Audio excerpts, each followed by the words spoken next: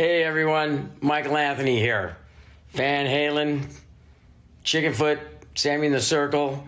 But anyway, you're listening to the only podcast that is dedicated to breaking down the entire Van Halen catalog one track at a time. And the podcast will rock. Ow! Hello, baby!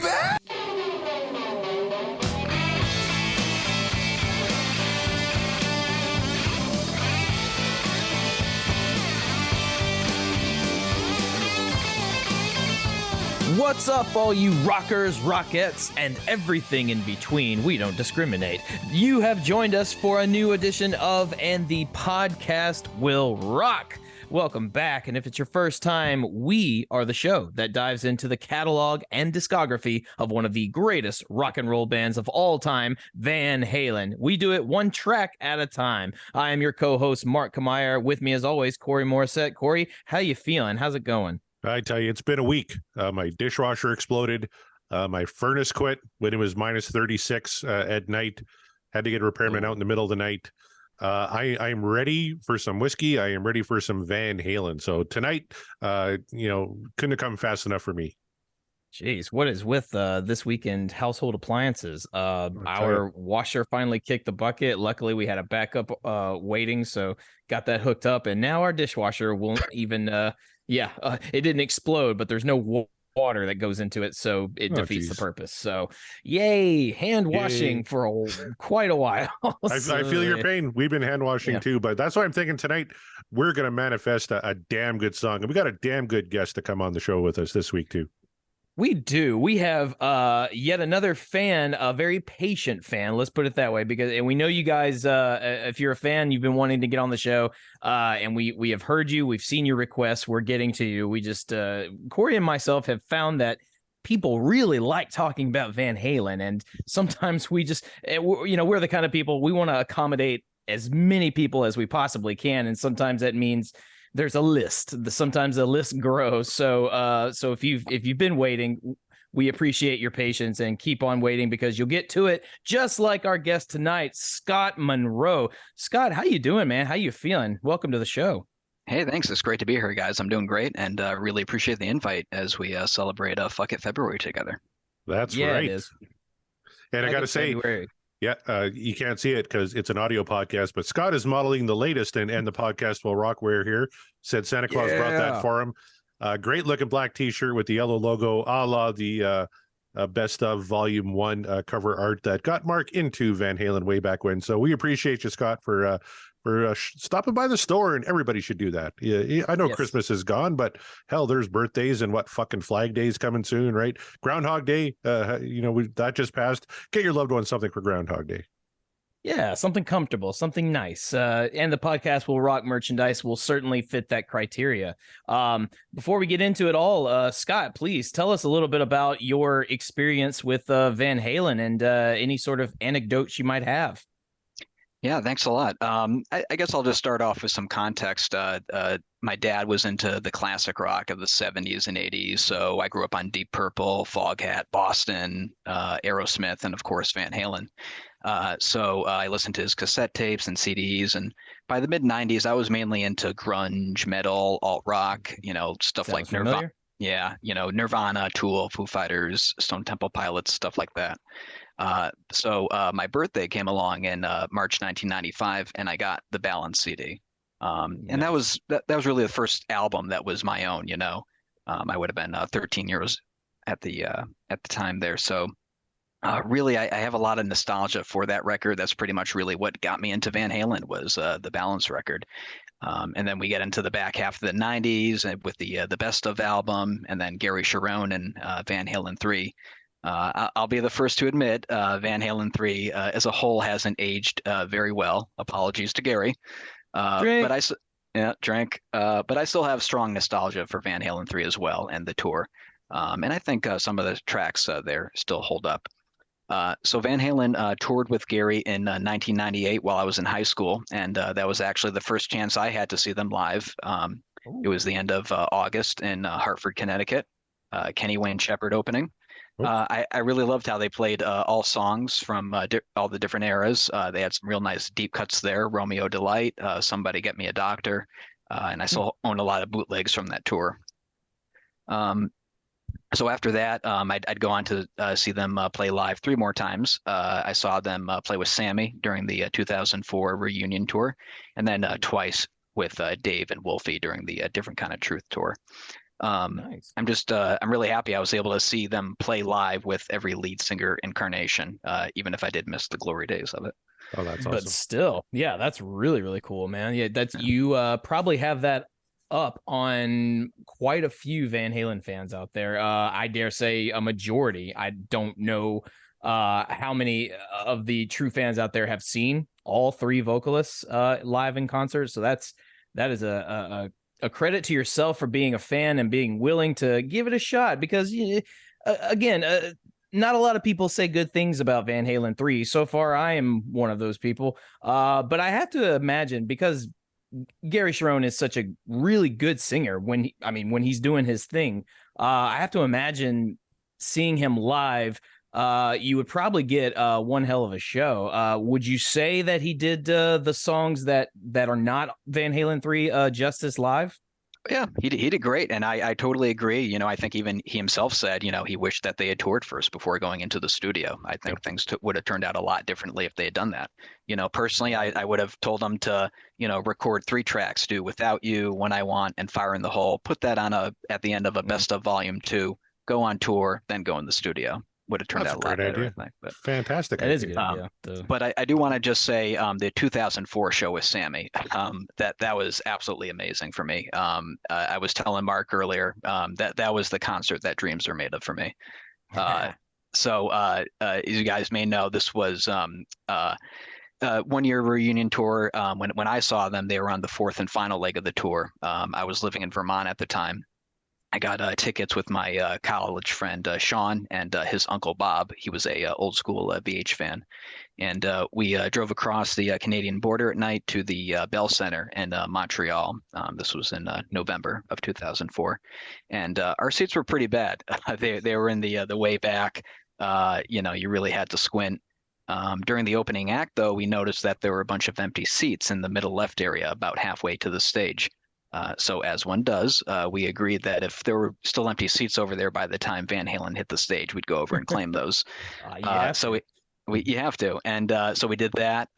It was around, I think, the second song, which was Run Around, because I remember by the third song, Humans Being, we had a much better view of the band, which was great. Very cool. So we were pretty pleased with ourselves. Looked like we were in the clear.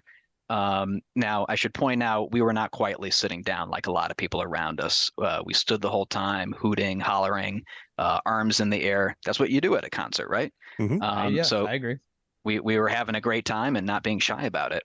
The show continued on, and we got some great cuts like The Seventh Seal and Best of Both Worlds. And then came Eddie's guitar solo. And I look over, and there's a security guard leaning in, and he's talking to Uncle Bob. And my heart sank. I'm thinking, oh shit, we're in trouble. Sean and Uncle Bob, they shuffled down the aisle with the security guard, and I followed them out into the hallway. And my heart is just beating. And I asked them what was going on, and Sean said to me, he's taking us to the stage. And it took me a few clicks to comprehend that. Like, what? The stage? So the security guard told us to show the same spirit and excitement that we did up there as we did in our seats. And he led us down the hallway to this pit area that was right in the stage. And I look up, and Mike Anthony is right there just a few feet away, in this pit area. Oh, wow. I had no idea this was a thing at the time, but during this whole tour, they had these 2 pits that were recessed in the middle of the stage on either side there. And you had to do something like enter a contest on the Van Halen website or some other thing to get tickets to these. But apparently they were also just randomly picking out fans to come down to these as well. So lucky for us, we got down there. And I just got to say, they literally launched into the song Dreams as we got there. So you can imagine the euphoria we're feeling. And no kidding. Yeah, it was toward the tail end of the show, so I think we also got Ain't Talking About Love right now. and I think they closed it out with When It's Love. And the band had sounded great from our seats, but looking up from them from the pit there, it was like they were only playing for us. Just an unbelievable experience, and it was absolutely the concert that dreams were made of for me.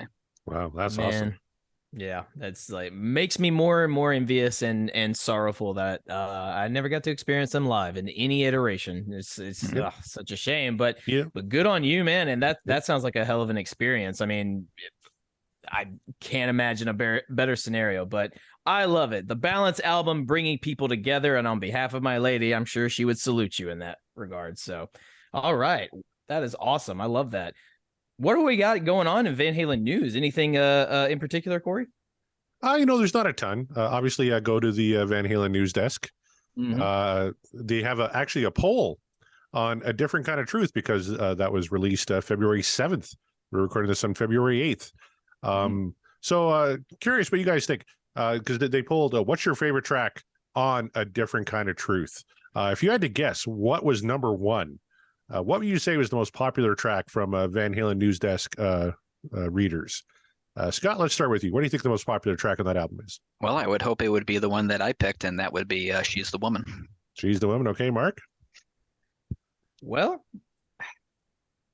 I mean, that's a good one, but I think like Tattoo being their single, like it makes me want to kind of drift in that direction. But so, yeah, I'll just say, I'm probably wrong, but I'll say Tattoo.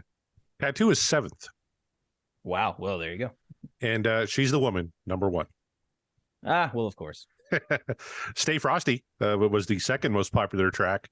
And then the spoiler alert, the track I'm manifesting here tonight because I want to get a Different Kind of Truth track. We haven't covered this one yet. Number 3 was As Is. So I'm really hoping that's the one we spin tonight from A Different Kind of Truth. But please go to the Van Halen news desk. We have, you can read the article on A Different Kind of Truth. You can take the poll.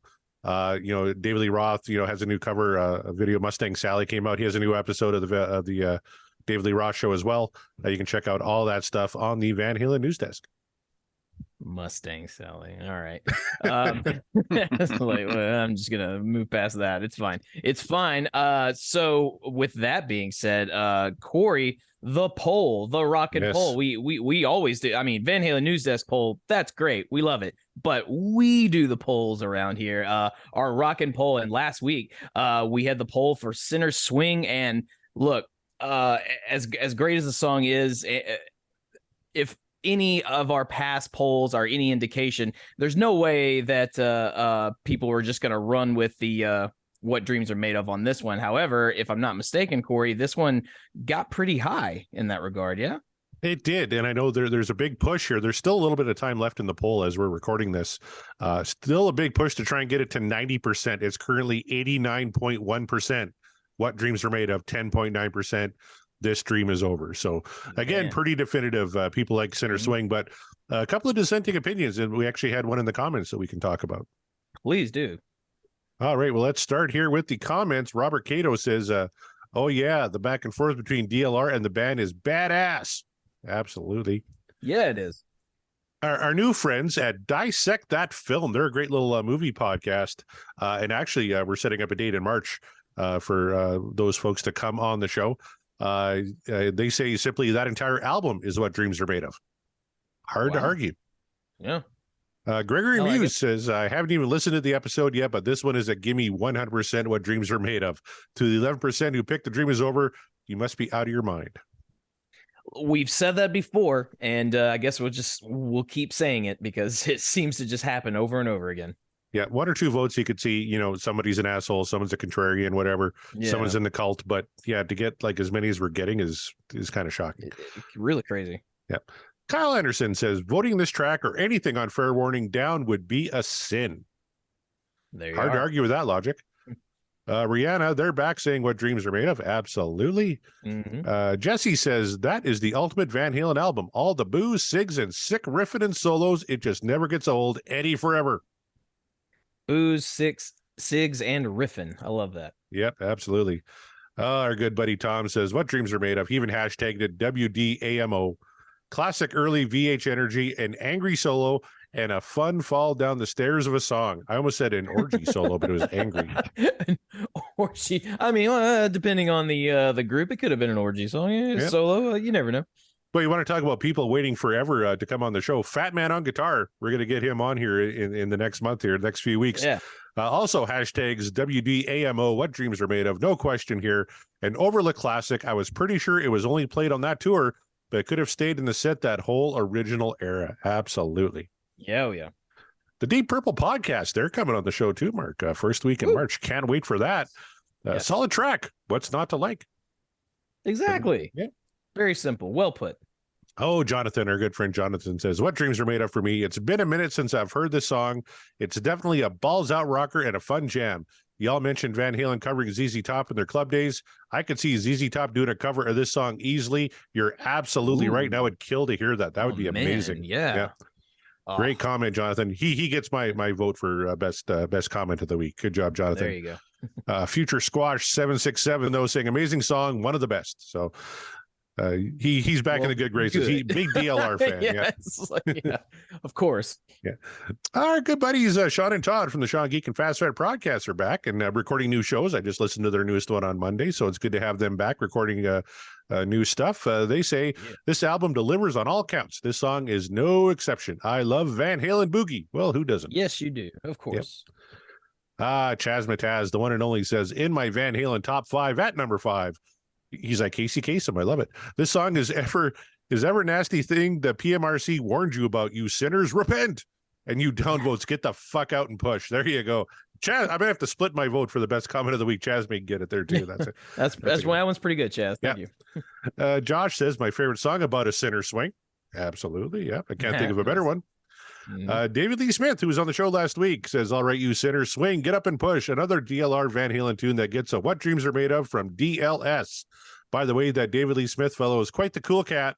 Plus, he would have got away with saying $1 despite being nearly on the dot with saying 70. So, well, and humble, this Davy Smith. Yes, very humble. The one and only Michael Green says, I think it's a deep cut underrated gem. It just got some real swagger and, wait for it, swing. Ooh, clever boy. All right, here's our dissenting vote here was from Kevin Brown from the Tom Petty Project and Seaside Pod Review. Says, downvoted this one. Hear me out. All the component parts of this song are solid. Good swing from Al. Nice bright harmonies from Mikey. A machine gun solo. DLR doing what he does. But for me, it doesn't coalesce into a whole greater than the parts. So he felt a real disconnect on this one. And yeah.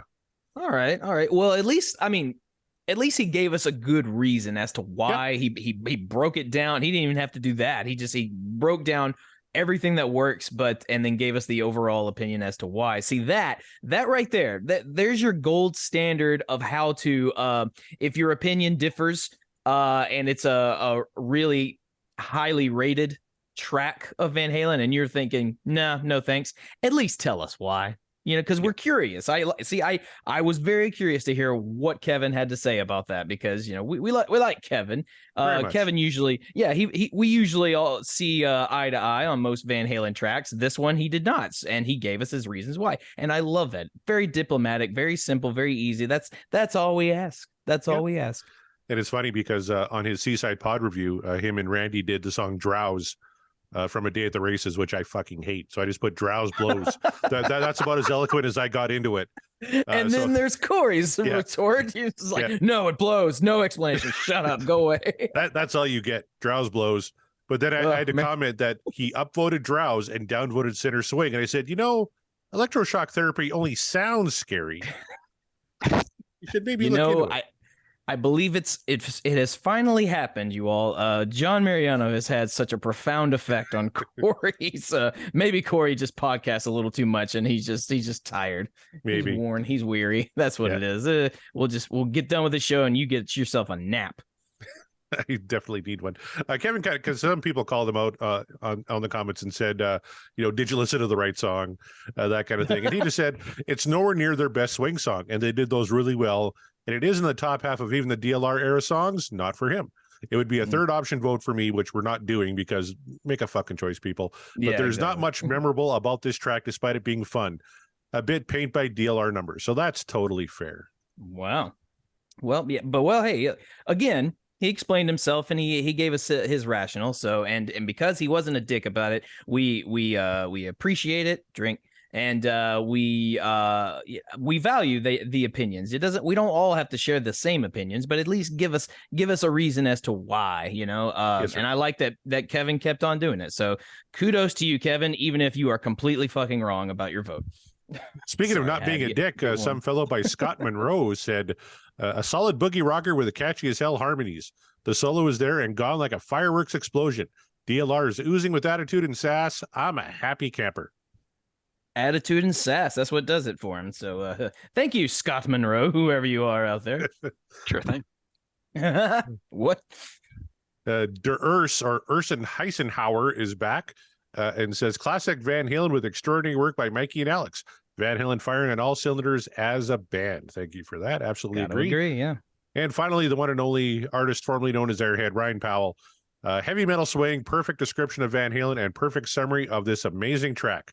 I was hoping Mark would not get his manifestation this time, because I would love to cover that one when I am on. Ryan's going to be on the show here in the next couple of weeks. And I can't even remember what you manifested last week, Mark, but Ryan's glad you didn't get it. I can't recall either. I'll have to go back and check the show out. But whatever. Well, here's hoping, because a lot of my I have yet to shoot my shot and nail it like Corey has. And like Eric Sinich have. Yeah, exactly. All in due time. The more I feel like the more I manifest, the more it's just not going to happen. So we'll see what happens when you come on the show there, Ryan. Mark Kameyer shooting blanks. You only got 56 episodes left to go, my friend. I mean, the odds are in my favor that I'll land on one eventually. There's only 56. When we get down to 2, you got a good shot. Yeah. You got a 50-50 shot there. I got a 50. I'll just flip a coin at that point. You're trying too hard, Mark. Don't try so hard. That's right. Yeah, you're just right. Let it come. You're right. Yep. I mean, I just nice. I see what you did there. I just want to hear the songs that I just really, really love, and it just doesn't seem to work out that way as far as the wheel's concerned with manifestations. But hey, my time will come to shine. Maybe it's tonight. Maybe it isn't. Maybe it's the next live show. We will find out.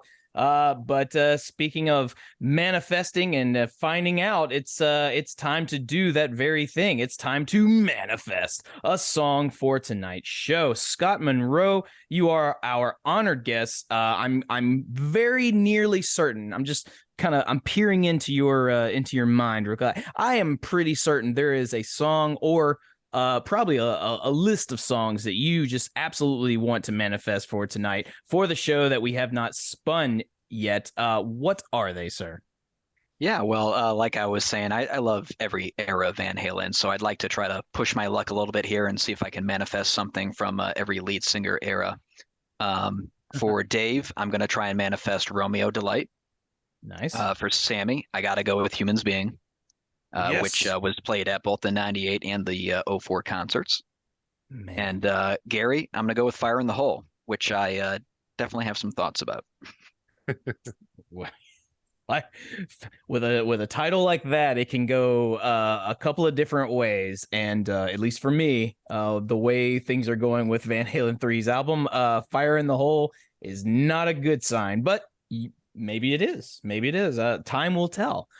Corey, how about yourself? You've had a rough week. It's been exhausting. You said you were looking forward to some whiskey and Van Halen. Well, you got your whiskey. It's time for Van Halen. What do you want the wheel to give us? I'm sticking with As Is from A Different Kind of Truth. But if I could cheat a little like Scott did and pick like a DLR song, I've been screaming for somebody to get me a doctor for so long now. I'd love to hear that tonight.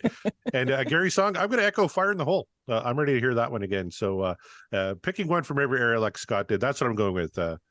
No, actually, I'm not doing that at all. Fuck it, because As Is was a David Lee Roth song. So forget somebody get me a doctor. I got to pick a Sammy song, don't I? Yeah, pick a Sammy song. Oh, man. Oh, God. There's so many to choose from. I'm feeling like fucking, and I'm feeling like the dream is over. Spanked. Nope, not spanked. I was going to say Pleasure Dome, but... not that one either. Nope. I'm going to go with The Dream is Over. Dream is over. Yep. It's like just to give you all an idea of where Corey's mood is at this moment. Exactly. Just a guess. So yeah. So Mark Meyer, what are you feeling here tonight? Now, you're pretty boring. You either go humans being or Amsterdam. Let's try mixing it up. Dig deep, my friend. What are you feeling in right in the berries? What's your gut telling you here? Right now, from Hagar's era. Mm-hmm. From the Fuck album, because it's great. I'm gonna go with, let's see. We have not done from Dave's era. We have not done. We still haven't done Ain't Talking About Love. So I'm gonna be a basic bitch and still manifest that. And for Gary, More Than Words. There you go. There's our manifestations. That's also what Mariano was manifesting for tonight. He wanted to hear more than words. So. Well, I'm right there with you, John. It's not often, but here we are. So we'll see. We'll see what the wheel gives us. At this point, anything's on the board. With that being said, fellas, if you are ready, I'm ready. Corey, if you're ready, if Sammy's ready backstage, it's time to spin that wheel. Damn right. All right. So by my count, I think Scott waited 5 months to come on the show. I'm going to shuffle the wheel 5 times. Everyone's watching. Make sure it's on the up and up. 1, 2, 3, 4, 5. Okay. Take it away. Here we go.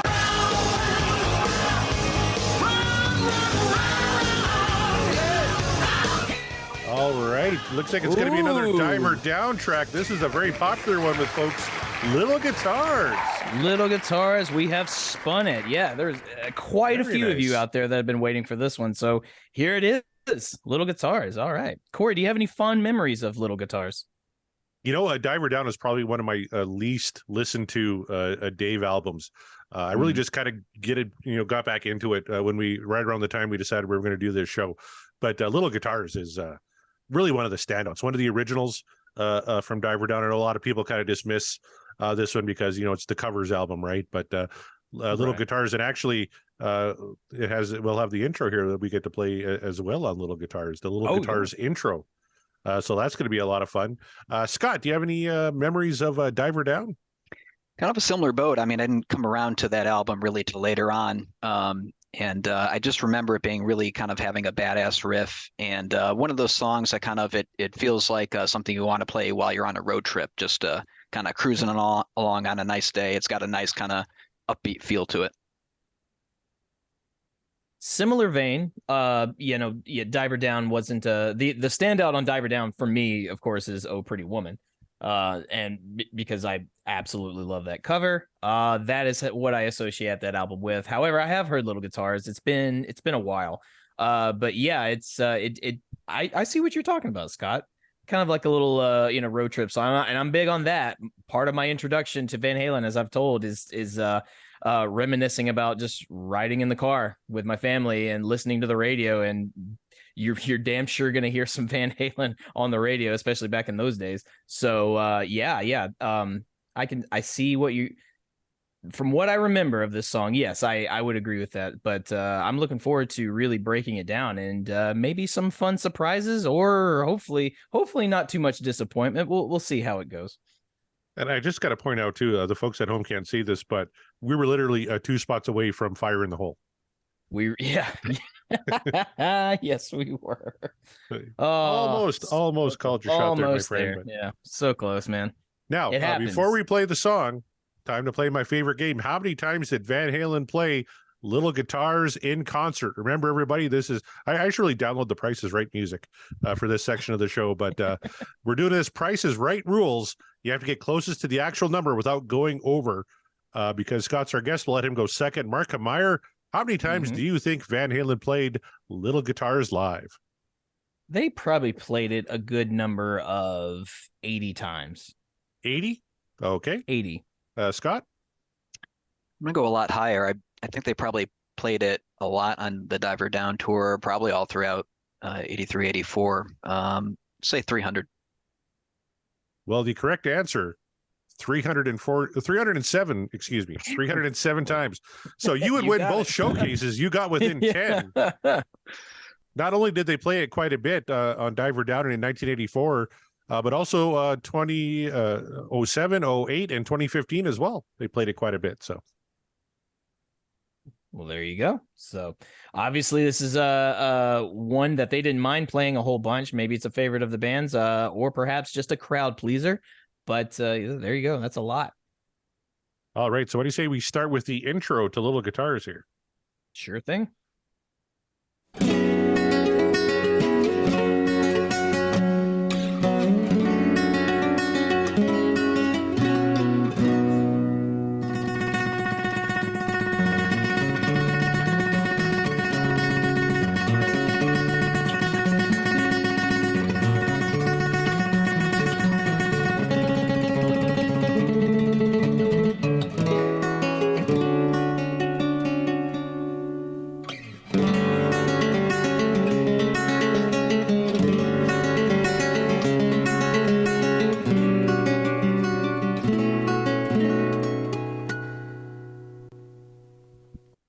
All right. Ooh. Mark, thoughts? I mean, just beautiful Spanish style guitar. And, of course, I'm kind of speechless. I've never heard that intro before. So, really? I haven't. The time I've heard Little Guitars, I've never heard it with that intro. So, this is a surprise, a happy surprise, because wow. If you had told me that was Eddie Van Halen, I probably would have said, no, it's not. Like, if you hadn't told me, it's just like, listen to this real quick. Who do you think that is? I would have said it's probably like Rodrigo and Gabriela, or I would have said just any random ass Spanish musician that I could think of. It's like, it's probably them. Eddie Van Halen would not have come up on the list. Like, no, that's Eddie Van Halen. Like, Jesus Christ. Is there no style of guitar this man can't play? Nope. And he just saw a flamenco guy on TV and thought, I wonder how he does that, and then just did it. He saw that Esteban guy selling his guitars in those infomercials, and he was like, nah, I got you beat. And like, well, let me give this a shot. Actually, suck it, Esteban. I found a little quote from Dave Lee Roth here. I'll read about the intro here. Quote, just prior to recording this very short piece, Eddie had been listening to flamenco guitarist Carlos Montoya and wondered how on earth to get a handle on the astonishing fingerstyle his playing was based on. Edward is saying he had just seen this TV show with a flamenco guy doing all these wonderful things with his fingers, and he says, I got to figure out how to do that with one pick. Watch this. And he faked it by doing trills and pull-offs with his left hand on the neck of the guitar and fast pick strokes on the strings with his right hand. It was recorded in a single take. Of course it fucking was. Of course it was. Yeah. Eddie, always convinced in those days that nothing was impossible, confessed, I got to say the best thing I do is cheat. I mean... am I shocked by all of that? No. Is it frustrating as a guitar player? Yeah, it is. It's really frustrating because I just don't. Some people just have it. Some people are just born with it, or some people just have such a firm grasp on their instrument or the foundation of just musical in general that of music in general that they put their mind to it and they just make it happen. They just, dare I say, manifest it. Take another drink. But like I'm getting pissed off the more I think of it. Scott, how'd you feel about that? Yeah, just amazing. I mean, the one take was the first thought I had. It, kind of seemed like one of those cases where maybe a Templeman walked in and he was playing it and said, "Oh, let's use that." Mm-hmm. Like Eruption. Yeah, he was just like, keep going, and just like click, record. But yeah, no, that's astonishing. But look who we're talking about. Look at the source. It's Eddie Van Halen. I saw this on TV and thought, I want to do that. And boom, did it. Yep. It's like, I cheat a little bit. I'm not really doing like the, but it's like, oh, really? And that's what you came up with? You should be ashamed of yourself, I guess. My God. That's unreal, man. Figured out how to do it with one pick. Here we go. Just watch. Just unreal. Yeah, it is. But like I said, some people are just have this uncanny ability to just bring forth the musical nature, and Eddie's got incredible tone, and he's got the tone of the gods in his hands. So putting anything on guitar musically, no matter what it is, or even keys and piano to a slightly lesser extent, but still, just make it happen. Just makes it happen. I envy those that can make that happen, and I can't do that. And very much like Spanish Fly. there's that range of speed too that's just so distinctive. I mean, it's just so, it just starts off so soft and slow, and then he just, starts ripping on it, and it's just that is signature Eddie. Yeah.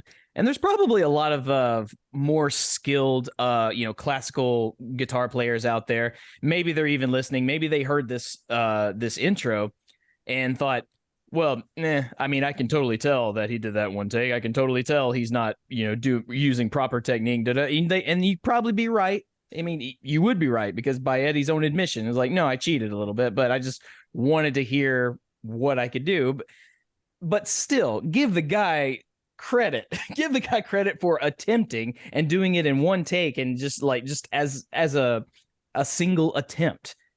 You don't have to break it down, technically, and say like, well, this is where what he did wrong. This is what he's, what he should have done. Like, no, forget all that. Just listen to what he's doing.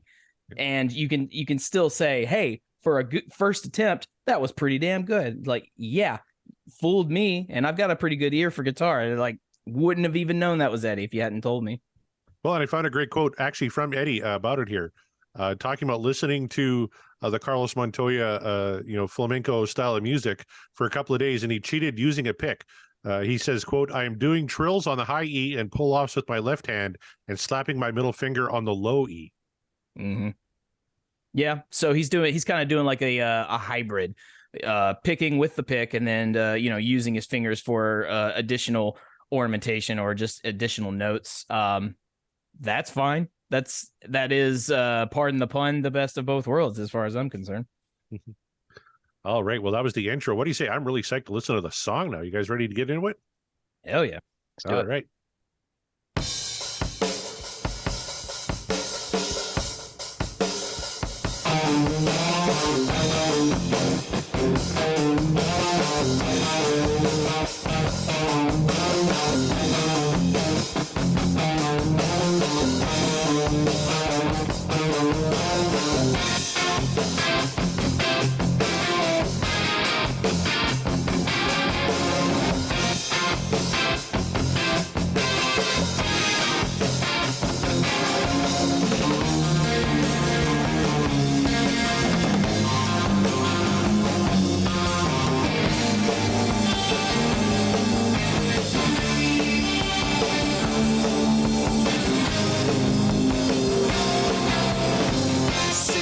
All right. Musically, that's one of my favorite intros on Diver Down. Mark, what did you think? It's got that familiar Van Halen flair. And again, mentioning the tone, it's Eddie's tone is full center. But then you got Alex just, banging away on rhythm. And Alex now, at least in my ears, because we've been doing the show for as long as we have, and because I've really been tuning into the things Alex is doing. He has an absolute signature drum sound. He absolutely does. And it's the more you listen to Van Halen and the more you really get into it, the more you can identify certain and any band really. You can identify certain players' techniques and sounds. Alex has a particular sound, and it's again. He is full force as well in this intro. So it's nice. It's a nice little transition into, don't forget who you're listening to. Here's this intro, this Spanish guitar intro, to kind of fool you. Like if you weren't in the know, if you didn't know you were listening to Little Guitars by Van Halen, it's here's this classical guitar intro. It's beautiful. It's nice. Oh man, that's really ripping. And then the band comes in and go, oh wait, that sounds like Van Halen. It is Van Halen. Yay. The sense of familiarity. I really like it. You mentioned that Alex Van Halen sound that usually comes from the snare, but he's got that hi-hat open a little more on this one than kind of he normally does. Yeah. Right? The hats sound a little different. I kind of dug that. The hats and snare and his kick technique is what kind of really that's what I tune into when I listen to him now, because he has particulars, Mm-hmm. Very good on the kick. Now, one thing I'm missing is a little Mikey in the mix. Bass is kind of low, but Scott, what were your thoughts on that intro section? Yeah, just absolutely killer. And the guitar, it sounds so dark at first, and then it kind of morphs a little and goes to a different spot. But yeah, it's just it's really kind of jarring, really, after hearing the intro, especially. It's taking you to a completely different spot. And even as we go on here in the song, it just it really just has a completely different feel to it after this intro. Señorita, I'm in trouble again and I can't get free. Señorita, you're exactly what the doctor ordered. Come on, talk to me. Can't grow before I'm out of the woods, but there's exceptions to the rule. Señorita, do you need a friend? I'm in love with you. My question, and I don't even know if you can answer this, Corey, if you have the information in front of you. We're not experts, so we don't know. What came first, that instrumental intro of Eddie on classical guitar, or this little guitar is like the song itself? I believe it was the intro, because David mentioned. I'll try and find the clip here or the quote here real quick. Saying he got the idea for the song from the acoustic part. It sounded Mexican to me, so I wrote a song for a señorita. That is exactly why I was going to point that out. Because he starts it off with Señorita, I'm in trouble again. Like, oh, okay. Was he influenced by Eddie's sort of Spanish guitar stylings? Because if so, it makes sense. So yeah, that's my question. Or that was my only question. That, and I really like Eddie's fret tapping technique that he's utilizing for the verse of the song. It's really easy to screw that up. But I guess when you're Eddie Van Halen, I can do this in my sleep. I do this in my sleep. But it sounds killer. I love that you can't crow before I'm out of the woods, but there's exceptions to the rule. That's a cool little line. That is a good line. Good on you, Dave. Good on you. Got anybody in there right now could see it's you and me.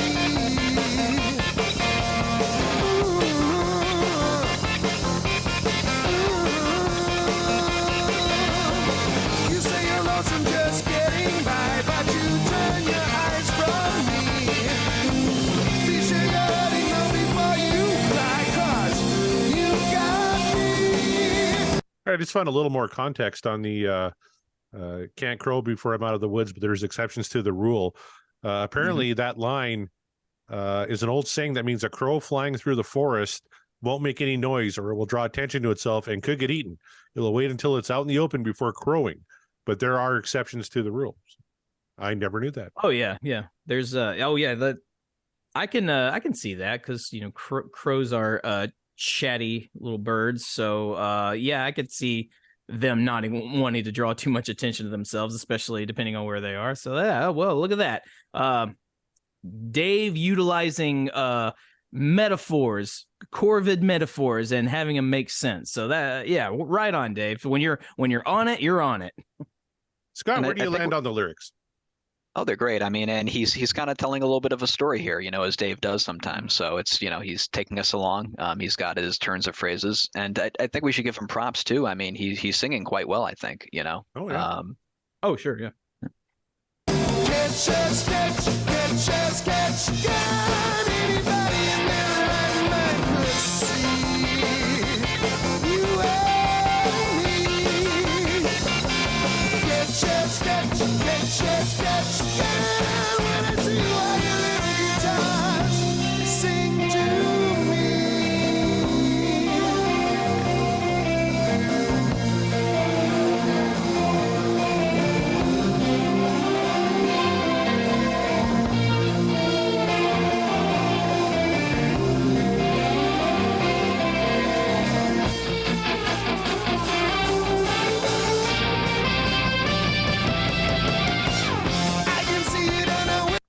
All right, Mark, your thoughts on that instrumental section there? It feels like a build-up to something big and grand, but then it just completely doesn't go there. It always goes, it's like nope, next verse, same as first. Here we go. I guess maybe to prepare the listener for something bigger later down the road, or not, just to add some additional flavor. Either way, I like it, but I was kind of I'm not gonna lie, I always get a little bummed out hearing that because I go, oh, you were building and you were building, and I was hoping for something like extraordinary there, but you just you held off and you went back to the verse. And the lyric there, I don't think I've ever really noticed that before. When I see all your little guitars sing to me, yeah, interesting. Yeah, I always dug that line. The catch as catch, I could always kind of live without, but when I see you and all your little guitars sing to me, I always dug that lyric. Yeah, I love that I was praising Dave with his phrasing in this lyrics, and then we went right into catch as can. Like, what? Oh, damn it! What? You made me look like an asshole with that line. What the hell are you talking about? I can see it on a which way to turn, but the sun still shines. Don't you know that you can dance with me anytime? I love how on the lyrics website we're looking at anytime as a question. Don't you know you can dance with me anytime? Anytime? You know, you gotta ask. So you gotta ask for consent. You know, if it makes you feel any better, on Google, the question mark is there as well. So. Oh, is it? Yeah. Can't grow before I'm out of the woods. There's exceptions to the rule. Senorita, do you need a friend? I'm in love with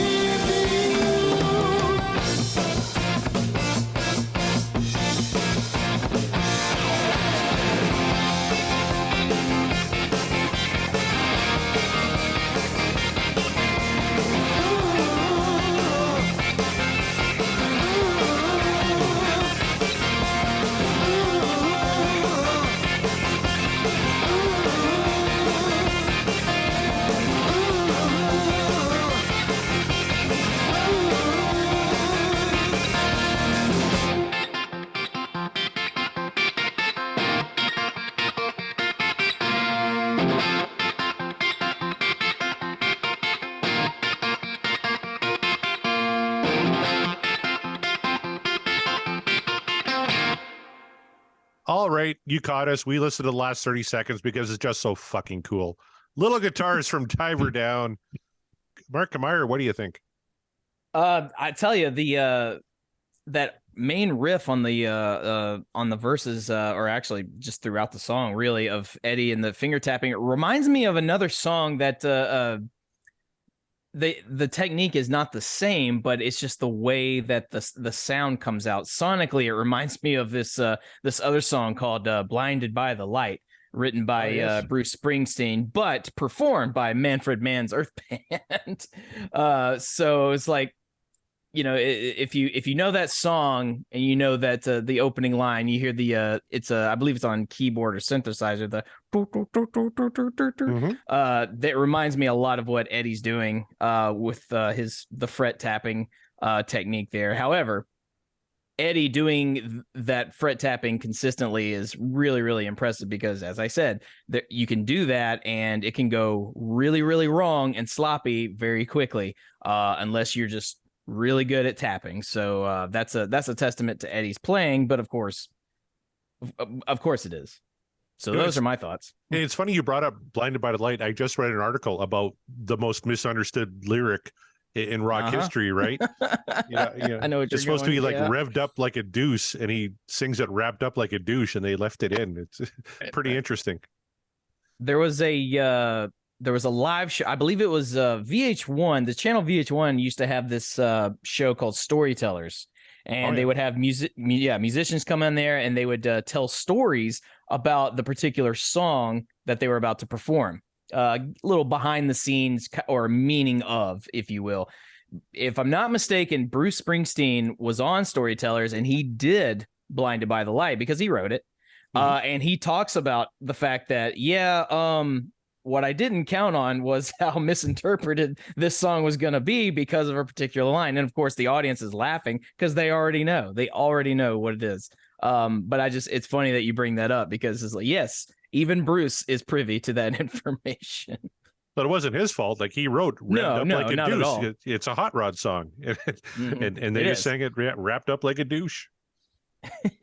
Or if they didn't, they unintentionally did, just based on the timbre and the dictation of the singer of of that band's just the way his voice works. Just it sounds too much like douche. So from now on, when we all sing it in our homes and our radios, behind closed doors, or even in karaoke, we're all gonna say "revved up like a douche," even though it makes no sense. It's funny to everybody else. So there you go. Yeah. All right. So now it's time to really give this our true feelings by voting on it. So no pressure whatsoever, but because Scott, you are our guest, I'm gonna send it right straight to you. So Little Guitars was the song tonight. We didn't manifest this one. However, the wheel said, no, it's time. It's time for Little Guitars. The audience has been asking. So here it is. My question to you, sir, is Little Guitars what dreams are made of, or is the dream over?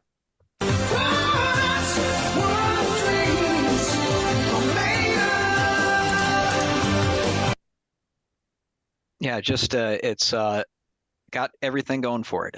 Dave is in his wheelhouse, as we often say. Although I think he's extending himself a little bit too. He's singing quite well. He's telling a great story. Eddie is doing so many amazing things. Alex is in there. I would have liked a little bit more Mikey, but we get him on the senorita and the oohs and the ahs. Yeah, it's just, and I did get that vibe again. Like I thought, it just kind of, it's a nice song. You're just cruising along on the road. It's got a nice kind of upbeat feel to it. Really good, happy Van Halen song. There you go. One vote for yay. Corey, I throw it to you. Is Little Guitars what dreams are made of, or are you just so sick of hearing so many little guitars? Ooh, yeah.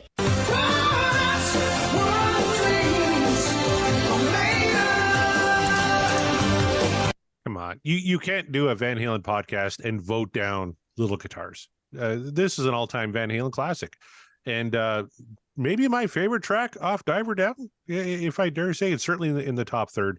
I love everything about it. The intro is amazing. I totally agree with Scott. Could use a little more Mikey on the bass. When I kind of picked him out, he was doing some cool shit. You just can't really hear it so great. But I loved what Alex was doing especially on that hi-hat. A little different for him. He usually plays that a little tighter. When he opens it up, it's wide open. He was kind of in the middle here. It really kind of had a swishy quality to it, to quote John Mariano. So I dug what he was doing. I love that we got him on the senoritas, the very pretty melody on that. And yeah, I could live without the catch as catch can main line of the chorus, but there's some cool lines in here, and David's singing it great. So absolutely, Little Guitars, what dreams are made of. But Mark Meyer, the choice now comes down to you.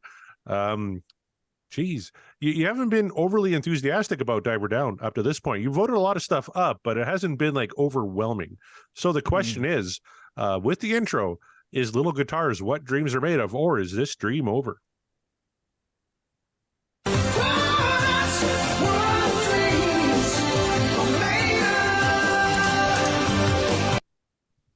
Yes, with a caveat, because I'm going to keep it consistent. As you've pointed out, I've been kind of so-so on Diver Down.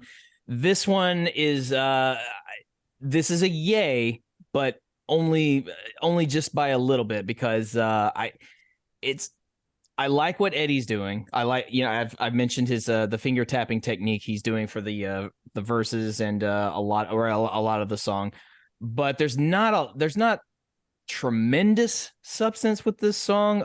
It definitely needed more Mikey, both in bass. I think he could have done a lot more background vocal wise, a lot harmony wise. There could have been a lot. There's a lot to be desired there.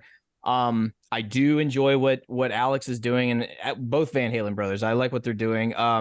The only thing is, Alex, as I pointed out, he's really in the forefront there. And I guess Eddie, both of them are. And so maybe it's a mixing issue for me that just doesn't quite kind of come together as much. However, and I'll point out that Dave's lyrics, while simple, are very good for this song. This is as Scott pointed out, he's telling the story. It's like, yes, it's a very quick story. It's a very short, kind of to the point story in a way, but that's not a bad thing. It's consistent and it's coherent.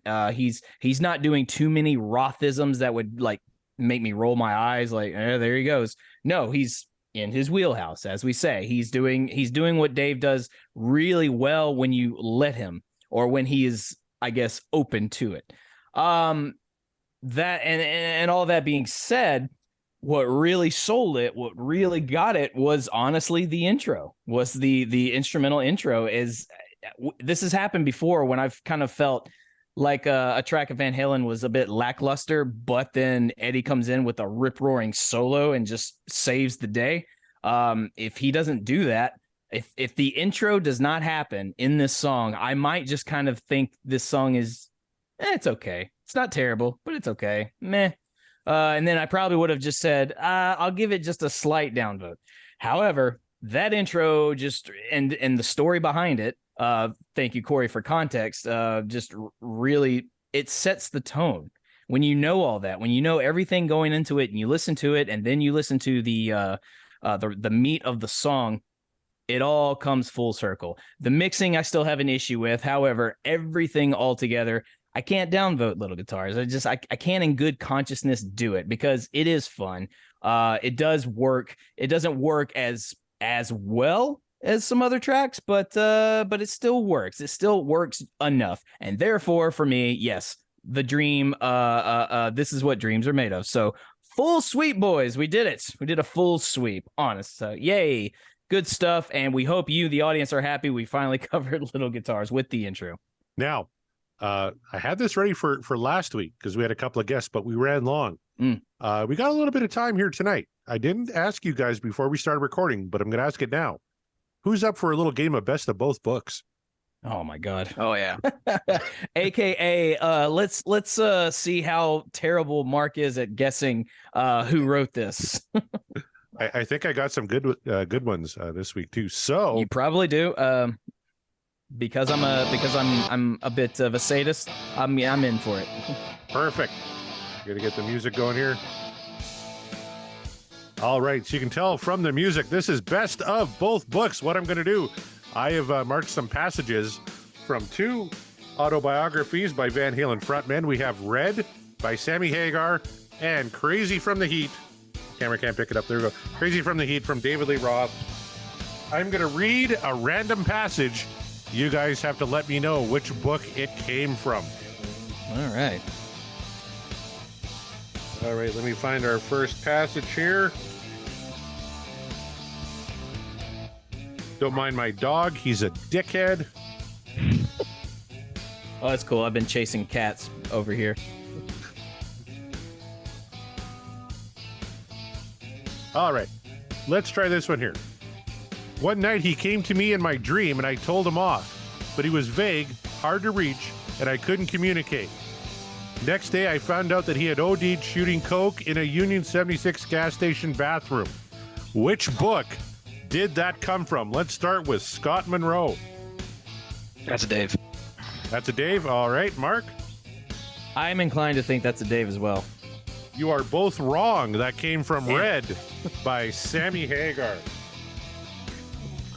Not a good start, gentlemen. Coming out strong. Yeah. Ouch. Let's mix up the books here and let's see what I can come up with now. Man, my eyesight's getting really bad. This might take a minute here. You change your prescription, man. All right, what we started getting into it more often and things weren't as friendly. Eventually I started flying on my own. I'd fly home by myself and I'd come back. I'd stay in different hotels. By the end of the tour, Eddie and I weren't even getting along. Which book did that come from? Mark Meyer. I feel like that could go either way, but based on, I guess, what we know, I'll say that is also Sammy. You're going to go Sammy on that one? Okay. Yeah. Scott? Yeah, I'm going with Sammy. You are both correct. That came from Sammy Hagar's Red. Good job, everybody. All right. Talk amongst yourselves as I find the next passage. It's like every time he reads from Dave's book, I'm expecting him to say something in like that something you would expect Dave to say. At some point, I'm expecting Corey to read off a quote from Dave's book where it's just a bunch of nonsense scatting. Right. It's like, well, that's clearly Dave. Come on. All right, let's see how you guys do with this one here. And I quote, "Doctor greets me in a private room. He's wearing the surgeon smock, which goes down below his knees, and he's supposed to wear it backwards, drawstring in it the back, right?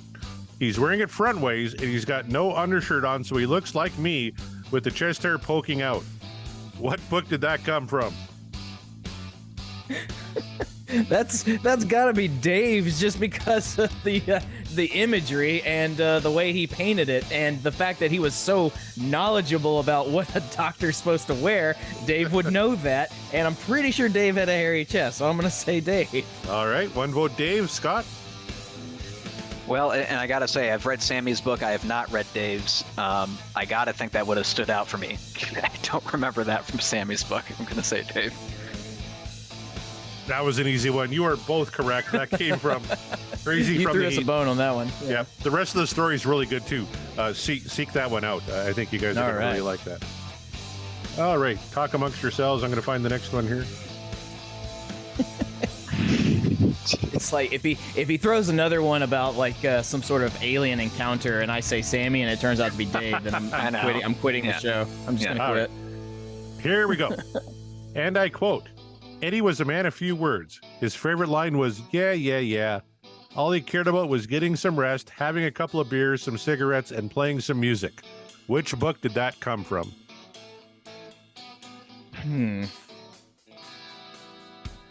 I'll say that one is Sammy. All right, one vote Sammy. Scott? Yeah, I'm pretty sure. If I remember, Sammy also described Eddie and Alex as big nappers. Might have come in the same section. I'm gonna say Sammy. You are both correct. Woo! Score is tied 3-3. And I got to restart the song. We got to go until we have a winner here. It usually goes best of 5. So It's 3 of 4. You've asked 4 questions, right? yes, yeah, you both got the first All right, one wrong. So So this one might do it. that's right. We're kind of in the sudden death here. Whoever gets the next one right and the other one wrong, they're going to win it here. No prize, of course. Mark, we should start sending stickers maybe to the people who win best of both books. We might go bankrupt though because you lose every fucking That's week. true. Yeah, I lose all the time. One of these days, I'm gonna read both books in secret. I'm just not gonna tell you, and I'm just gonna like nail it every time. All right, here we go. And I quote, "There was always that taunting and competing and chasing each other and then running back up our tree and saying, 'I never heard you play better,' or cracking a joke and going, 'Hey kid, what melody ever do to you?' Which book did that come from?" That's Dave. We got one vote, Dave. Scott? Yeah, I gotta go with Dave too. You are both correct. That came from Crazy from the Heat. 4-4. Next vote's going to take it here. All right. We'll just mix things around here. Talk amongst yourselves. He's gonna give us an absurd quote that like literally could be Dave or Sammy because both of them said it. And you'd be like, all right, but which one am I reading from? It's the same quote, but who actually said it? Yeah, right. Like, how does that even possible? They wrote 2 separate books. How's that possible? They said the same thing. All right. Or let's see he's how you gonna guys... bust out a Gary quote, and I'm like, I don't know who said that. I need Gary to write a book. That would just make I this know. all the better. Write a book, Gary, please. Yeah, please. We'll read it. All right, next up. Quote, "I became suddenly aware of who Heidi was. Yeah, I knew Heidi, but I didn't inhale. Which book did that come from?" Scott Monroe. Damn it! Go Sammy. One vote, Sammy. Mark Meyer. Yeah, to keep it interesting, and I'm sure I shouldn't do this. I'm going against my instinct, but I will. Scott said Sammy, right? Yep. Yeah. I'll say Dave. We have a winner. It's Hey, see Mark. that? Mark Oh my Meyer God, I did finally it. won. I did it. That came from Crazy from the Heat. Congrats, Good Mark. job, But Mark. I knew it. I knew you were. Well, good job on you too, because I knew you were going to try and pull a quote that could be either one, and that's why I said, "Damn it," because I could see either one of them saying that. I had to make it a little bit harder there. A couple of those were slam dunks, but yeah, I had to Yeah. make that one a little bit tougher. Well, look at that sticker to me. I get that. a sticker. First time. Awesome job, buddy. Well, like I said, one of these days I'm gonna read those books and then just not say a word, and then I'll just go on a winning streak, and you'll wonder. It's like, have you read these books yet? I'm like, oh, did I? You'll be finishing the quote before I get a chance to finish reading it. You're like, oh yeah, I know. Yeah, probably. Or raise my hand like I know it as you're like in the middle of it, but time will tell. I don't know. I'll keep it interesting. Maybe I won't read it just because I think something we haven't heard from you, the audience, about how you feel when we do this game.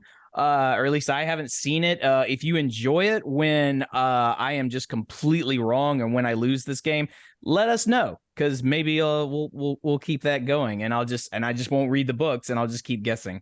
But for tonight, at least, my guessing game was strong. So the Van Halen force flows through me, and I'm going to use all of it for the side of darkness. You fools. You're all doomed. But you know who's not doomed? Scott Monroe, because Scott, we had you on the show. You've been so patient. You joined us. We all voted yay on the song. So I hope you had a tremendous time. We had a good time talking to you, man. Thank you so much for being here. If you have anything you want to plug, anything you want to tell the audience or tell us, whatever, fire away, my dude. Yeah, thank you, man. I had a great time, and it was a great track. Really appreciate it. And I want to thank you guys for your continued perseverance here. I just hope you keep on trucking along here as you quest through the entire catalog. You're doing great. Thank you, man. Yeah. As far as where you can find me, I'm on Twitter at Scott D. Monroe, and for sure you can find me in the Twitter comments for this podcast every week. And if I can quickly get in this last plug, in my professional life, I'm the editor of 2 community newspapers, and I would just ask everyone listening to consider subscribing to your local newspaper to support the important work that we do. Community journalism, that's vital for us all to make informed decisions and for a functioning democracy. And as Diamond Dave would say, God is love, but get it in writing. 100%. I couldn't agree with that sentiment more. Dude, absolutely, awesome. yeah. Good stuff. Well, thank you, Scott, once again. Yeah, we're happy to have you. Thank you for being so active as part of the community that supports us, that listens, that interacts. Keep it up. We appreciate you. Take a drink. And everyone, lead by example there. Everyone follow in the footsteps of Scott Monroe. You see, when we're all nice and cordial, like wonderful things can happen. So, Corey, my partner in crime and everything you can think of. Where can the people find the show? Where can they find you if they want to single you out? Tell them what's going on with the show. Please don't single me out. I'm very sensitive. Stop yelling at me. But right, no. I'm sorry. I won't yell at you. Thank you. Of course, you can find the show at www.podcastablerock.com. If you want to get on the list to be on the show and we kind of missed you or haven't talked to you in a little bit, send a reminder. It's all good. I'm very old. I'm very fat. I got a gym membership. I'm working out now, and it's really fucking with my whole schedule. So things might go by the wayside. I know coming up, actually upcoming shows, February 22nd, Ryan Powell, Airhead's going to be on the show. He's doing that great Twitter poll with all the Van Halen songs. March 1st, we have the Deep Purple podcast coming on. We're planning something big, hopefully with the Pot of Thunder Boys in a live show, maybe in March. So look out for that. But big news just broke about 10 minutes ago. Next week, Mark, February 15th, the one and only Kelsey is coming back. Everybody's favorite guest. Hey. She's going to be back on the show next week, February 15th. And as we just decided today, Mark, we're going to go live. Fuck it. On February 25th, 9 p.m. Eastern on our YouTube channel at Podcast Will Rock. I'm going to post a link on Twitter. If you want to come on, you want to spin the wheel, you want to talk Van Halen, go right ahead. The drunker, the better. We're just going to have a good time. No facts. We're just going to be making shit up and just pissing off the diehards. So please, anybody that, if you haven't been on the show yet, you want to, there's a great opportunity for you to come on the show February 25th, live on our YouTube channel. But I should also give props to the fine folks at the Deep Dive Podcast Network, which we are a proud member of. The other shows you can find on that network are Backtracks Aerosmith Revisited, featuring myself, John Mariano, and Scott Haskin, breaking down everything Aerosmith. John and I also do a show called Backtracks Theme Music, where we're talking music and movies. That's a lot of fun to do. Scott Haskin also has his show, Uriah Heep, the Magician's Podcast.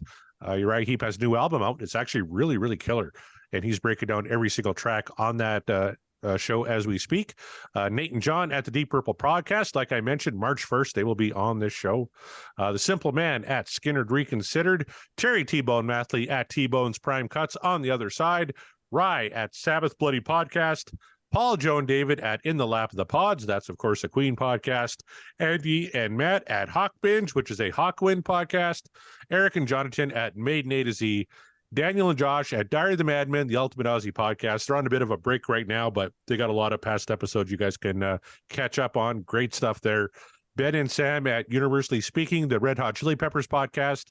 George and Hattie at the Judas Priest cast. Clay and Rye at North by South podcast, which is a Canadian versus American type deal. You want to check that out. That's a lot of fun. Greg and Jonathan again at So Far, So Pod, So What, talking all things Megadeth. Kevin Brown at the Tom Petty Project, and Kevin and Randy at Seaside Pod Review, Quinn at And Volume for All, and Sav, Nick, Steve, and Mark at the Rock Roulette Podcast. And we should give a special shout out to some other like-minded shows like the Bogus Otis Show, talking all things Sammy Hagar, the DLR Cast, talking David Lee Roth, Dissecting Film, which kind of found our show just recently and reached out. They want to be on the show. They have some great stuff talking movies. And You're All Doomed, the Friday the 13th podcast, one of my favorite shows out there. Hell yeah. Good stuff all around. We have all of your rock and roll podcasting needs here at the Deep Dive Podcast Network. Trust me, it's you will not be left wanting. So check out all those shows. And you can find me at Mark the Bat on Twitter and Instagram. And if I may be so indulgent, if you find yourself in the Nashville area, February 17th, myself and a whole cavalcade of musicians, including my lady Christy as well, will be performing for New Wave Order on February 17th at the Eastside Bowl. New Wave, a whole night dedicated to the new wave genre of the 1980s. You'll be hearing songs from Depeche Mode, Devo, Tears for Fears, David Bowie, The Cars, even Bananarama and Aha, and more. I've talked about Aha before, so wink, wink, by the way. So come out if you're in the Nashville area to the Eastside Bowl, February 17th, and see just a whole bunch of musicians in the Nashville area put on some tunes of yesteryear in the 1980s, and I love some new wave. So this is a very, very special show for me personally. And speaking of me personally, my band Rose of Sharon, a tribute to Killswitch Engage, we had so much fun playing at the end of January that, hey, we're going to do it again. If you're in the Nashville area, February 24th at it's a new venue called the Vinyl Lab. We are performing once again. We're going to be joined by other tribute acts, including Symptom of the Universe, a Black Sabbath tribute, Vulgar Display of Nashville, a Pantera tribute band, and more. That's going to be a whole lot of fun. So it's a very busy February, as you can tell, but like I said, if you're in the Nashville area and you're so inclined and you want to hear some really kick-ass tunes, please come out to those shows. We would love to have you, love to see you. Let us know that the Podcast Will Rock podcast sent you. That will make me so happy. And if you're wearing merch, that's just a plus. So on behalf of Corey, Scott Monroe, who's wearing merch as we speak, and that's why we appreciate him even more, take your last shot. We are And the Podcast Will Rock, and we will rock you later.